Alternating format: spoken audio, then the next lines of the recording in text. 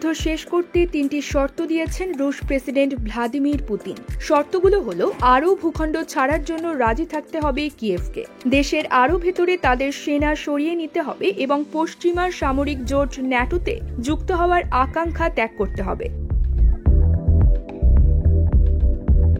শুক্রবার 14 জুন পশ্চিমাদের নেতৃত্বে ইউক্রেনের শান্তি প্রচেষ্টা নিয়ে সুইজারল্যান্ডে অনুষ্ঠিত সম্মেলনের মধ্যে পুতিন তার এসব শর্তের বিষয়টি সামনে আনেন। সুইজারল্যান্ডের ওই সম্মেলনে বিশ্বের 90টি দেশের প্রতিনিধি ও সংস্থা অংশ নেয়। সম্মেলনে অবশ্য রাশিয়াকে আমন্ত্রণ জানানো হয়নি।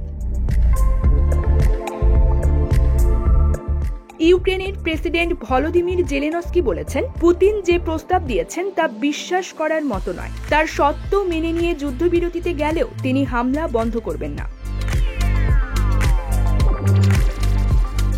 রুশ পররাষ্ট্র মন্ত্রণালয়ে রাষ্ট্রদূতদের সামনে পুতিন তার হালনাগাদ শর্তের বিষয়টি সামনে আনেন।